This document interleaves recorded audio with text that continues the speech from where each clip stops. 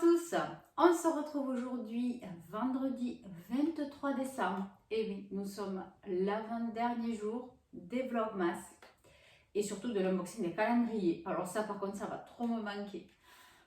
Bon je sais je suis pas la seule mais bon on s'habitue tellement à ouvrir un petit truc tous les jours quoi, tous les jours. Bon allez, donc on fait le calendrier d'été.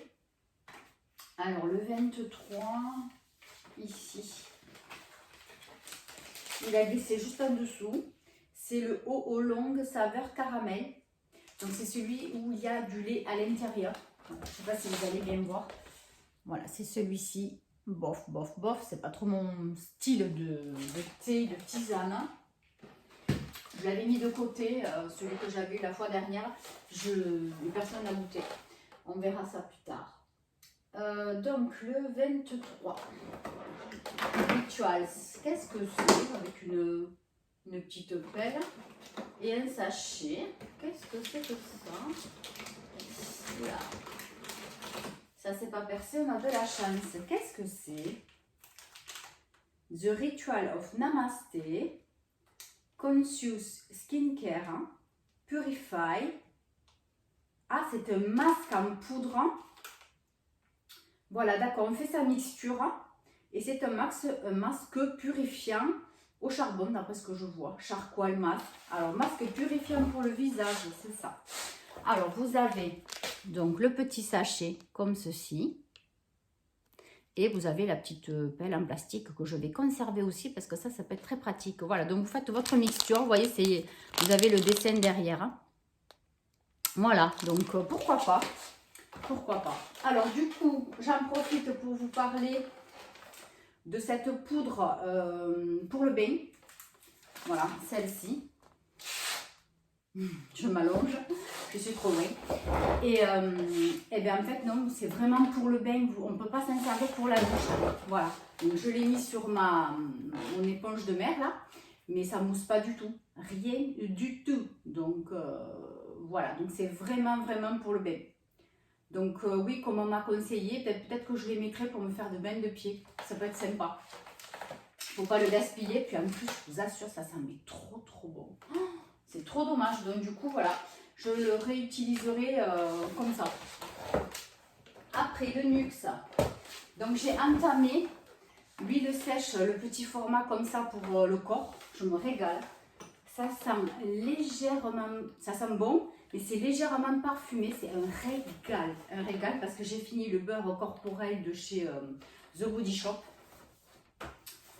Donc, le 23, c'est une toute petite case. C'est peut-être un extrait de parfum. Alors, Nuxe prodigieux, le parfum, ouais. Bon, je sais pas si j'en ai déjà mis. Ça me dirait qu'aujourd'hui je ne me suis pas parfumée, forcément, parce que je ne suis pas sortie encore. Je vais tomber le petit truc en 2 secondes. Ouais, bon, il y a mieux, mais bon, pourquoi pas, c'est frais. Allez, donc je vous rappelle le concours sur Instagram pour gagner la carte de chez MAC jusqu'au 30 décembre.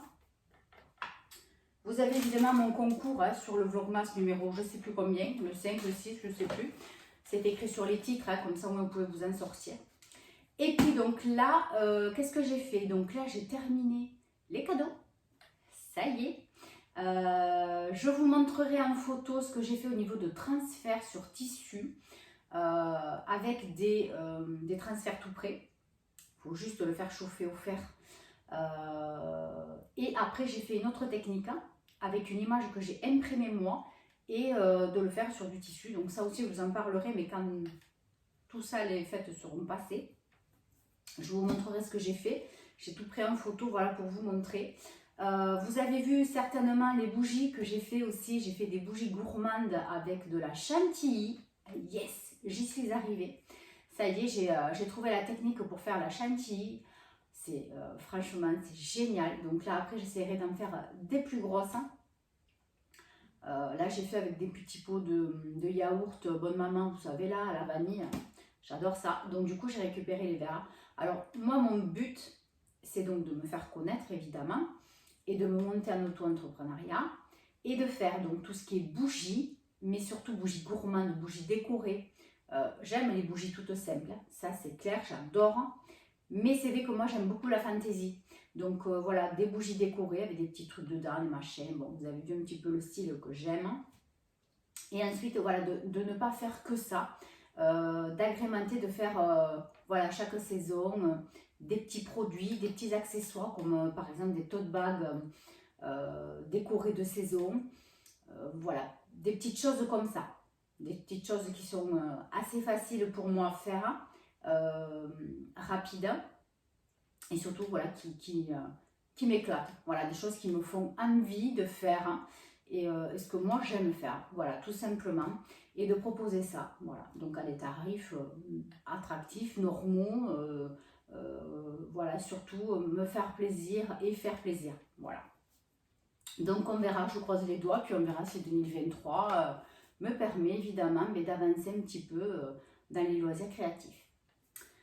Alors, donc aujourd'hui, je vous avais dit que je vous parlerai de ce bouquin que j'ai lu qui m'a bouleversée, qui est fabuleux. Il est assez gros, mais il en vaut le coup parce qu'il n'y a pas un seul moment où on s'ennuie. C'est Le Maître des Illusions de Donna Tartt. Voilà, c'est ceci. C'est une pépite, vraiment un coup de cœur. Donc, c'est un roman donc publié chez Pocket. C'est un texte intégral qui fait là combien 600, je crois. Donc 700 pages.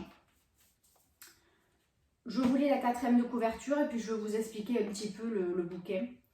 Fuyant sa Californie natale, bourse en poche, Richard doit son entrée à l'université de Hampden, dans le Vermont, donc c'est aux États-Unis, à son opportunisme, bien plus qu'à son talent.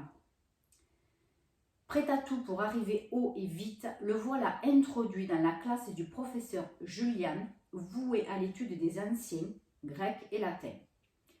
Bastion de savoir et de snobisme, la petite communauté vit en vase clos avec 2 mots d'ordre, discipline et secret. Très vite, Richard devine sous le vernis des apparences une tache indélébile, du rouge le plus sombre. Tout ici n'est que vice secret, trahison et manipulation.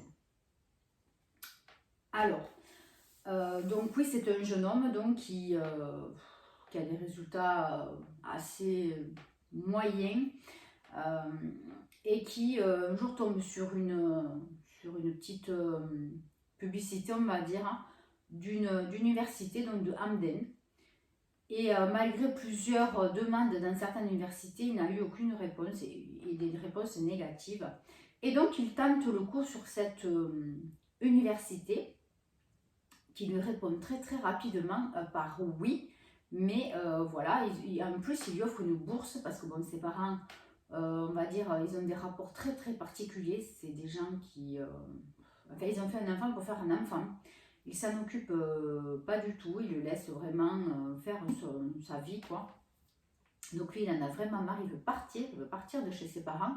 Et la seule chose qu'il a trouvée, ben, c'est de partir à l'université. Et c'est la seule université donc il le prend, qui ne cherche même pas à comprendre, qui le prend. Donc voilà, il se retrouve propulsé à l'autre bout du pays. Très heureux d'ailleurs de partir. Et donc il commence à... voilà, faire ses cours et voilà, pour pouvoir payer un petit peu ses petites dépenses, il fait quelques petits travaux pour un professeur.